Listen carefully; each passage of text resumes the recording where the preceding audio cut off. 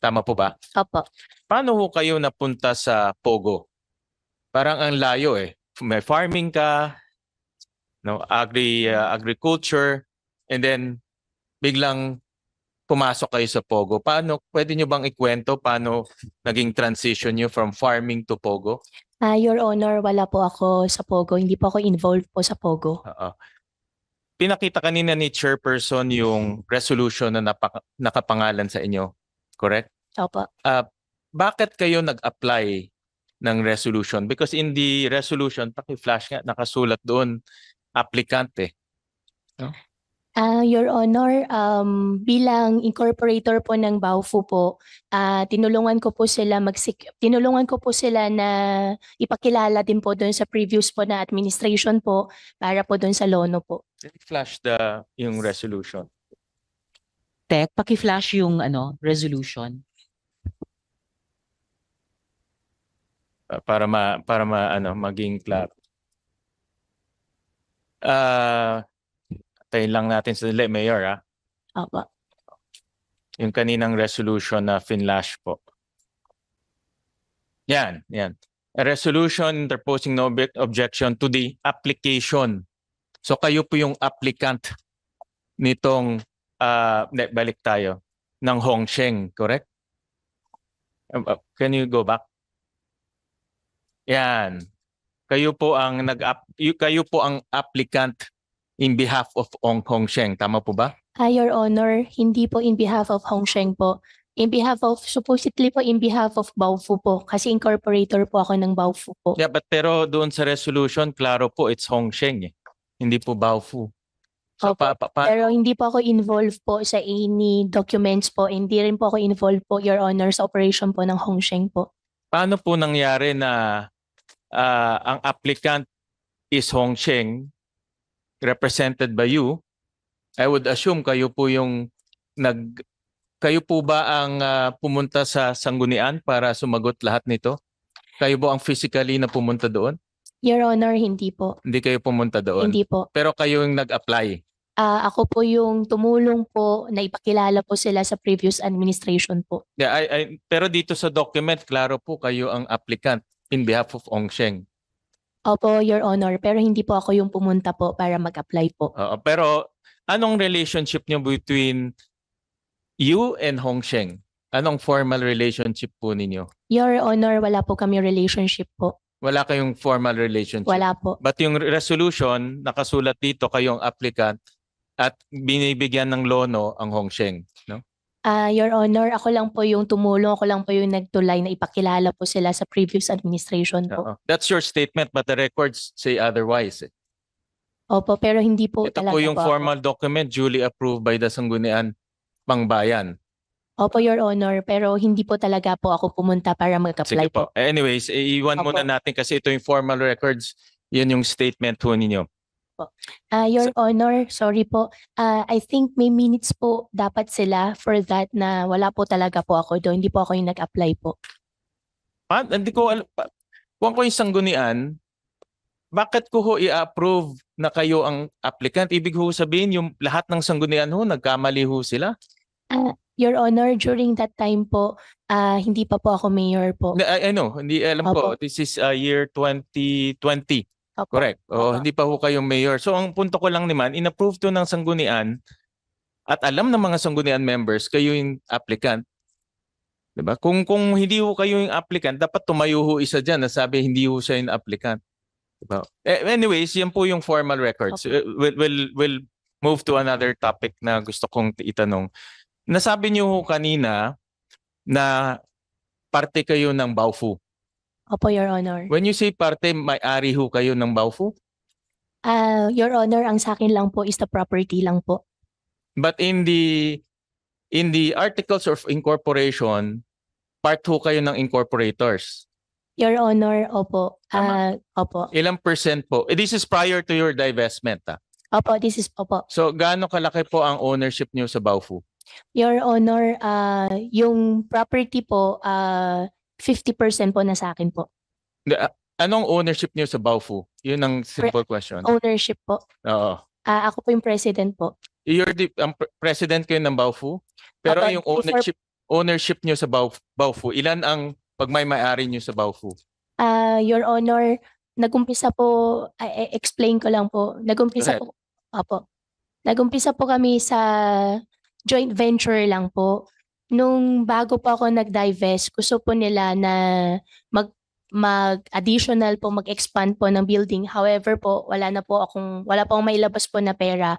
Kaya, But anong nag-try- percentage ownership nyo sa Baofu? 50% So po. 50%. So you control 50% of the company. Tama? Before po ako nag-divest po. Oh, correct. So ngayon, I'm trying to put this together. No? Si Baofu is the landowner. Tama? Opo, Your Honor. Si Hongsheng doon siya nakatayo sa Baofu. Your Honor, si Hongsheng po, nagre-rent lang po kay Baofu po. Sino may-ari ng building? Yung pag-ari po ng building po, Baofu po. Baofu ang nagpatayo lahat. Opo. Siya naglabas ng pera, siya kumuha ng contractor, siya nag-invest para magpatayo ng building na yon. Lahat ng nandoon si Baofu may-ari, correct? Opo, Your Honor. Si Hongsheng is just leasing kay Baofu, Opo, Your Honor. correct? So, ang tanong ko ngayon, bakit kayo nag-represent kay Hongsheng kung nagli-lease lang siya? Bakit hindi si Hongsheng ang dumiretso at kumuha ng lono? Your Honor, that time po, nilapit ko po sila doon sa previous administration po. Hindi ko na rin po alam kung paano po nangyari po na naisama po yung pangalan ko po doon sa documents po. Pero Okay. hindi po talaga ako kasali po sa Hongsheng po. Kasi marami dito sa resolution talagang pangalan nyo. In fact, in the resolution towards the end, nakasulat application of Miss Alice Go. Your Honor, Throughout the document, puro Alice yan. Ito.